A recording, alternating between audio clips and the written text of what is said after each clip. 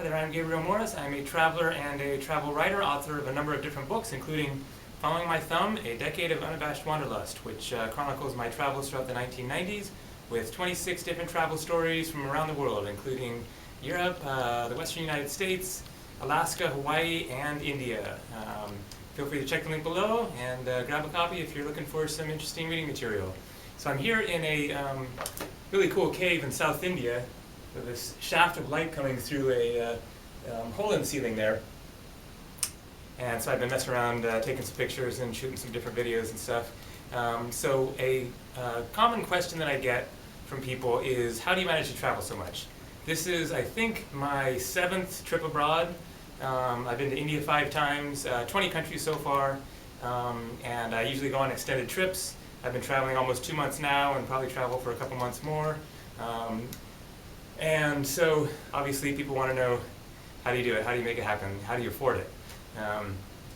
And there's no magic bullet, no secret solution. I don't have a trust fund or any easy source of free money coming in. I just save up the money and go travel is the short answer. But the important thing is that I travel for cheap. So whereas some people might spend a couple $1,000s, $2,000, $3,000, $4,000 on a week or 2 vacation, I managed to make that same amount of money last for 3, 4, 5 months.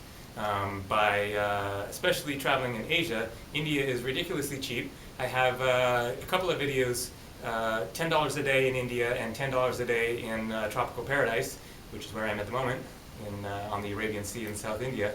So $10 a day, 10 to 15, but you can do it for less than $10 if you're being really tight, or splurge a little bit and make it $15 or $20 a day.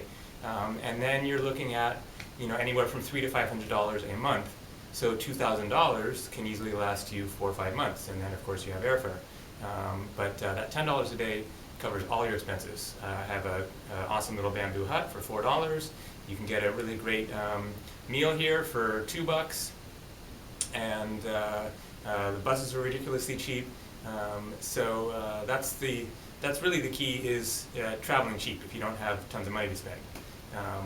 But I've also been places such as Greece. I spent 3 months traveling around Greece and managed to do it pretty cheaply there as well. I think I averaged around $27, $28 a day or something in Europe, which is basically American prices, almost the same, a little bit cheaper in Greece, but not much these days since they're on the euro.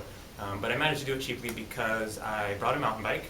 I mountain biked all over the islands mostly, a little bit on the mainland, but mostly on the Greek Isles. And I camped. I stayed in campgrounds, or else I camped for free on some beaches. Because I had a mountain bike, I didn't have to pay hardly any transportation expenses other than the ferries, and it's free to bring the bicycle on the ferry. You just pay the normal passenger rate, and just kept it simple as far as meals and everything. So as far as how I actually come up with the several grand that it takes to travel, I just pluck away at some job. I've worked in Jasper National Park in Alberta, Canada for 3 different seasons. I worked in Denali National Park 3 different times, and I was landscaping in Hawaii a year ago. So I was kind of traveling. Just being in Hawaii is pretty awesome unto itself. So there's no particular secret other than keep your expenses low.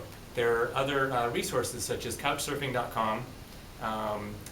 I did a work exchange program in Greece for 2 weeks that was very cheap. I think it was $200 or something for 2 weeks, and then covered my food and room and board. And that was through IC.org, the letter I, letter C.org, which is intentional communities, different communities around the world, places where you might want to live, but also some of them have work exchange options. There's WWOOF, W-W-O-O-F. I forget if it's .org or .com. It stands for Worldwide Opportunities on Organic Farms, WWOOF. And so if you search for that, then that's a work exchange program around the world working on different farms, and sometimes just working for individuals helping out on their land or something like that. But that's a way that you can, that's free. You work for 4, 5, 6 hours a day, and then they cover your room and board. So that would be completely free, and it's worldwide. And there's helpx.net, workaway.info. So these are different websites you can check out and find out about some kind of a work exchange type program, or couch surfing is how you hook up with other people who are offering a place to stay, just to meet new people, and then you stay at their place for free. So these are some different resources for traveling on the cheap. Other than that, it's pretty much decide you want to do it, start working away, stop spending your money on beer and espresso and magazines and whatever, and put your money away in the bank and save it up to travel. If you want to do it, you can certainly do it. So thanks for watching, and I hope that answered a few questions at least. Take care, safe travels.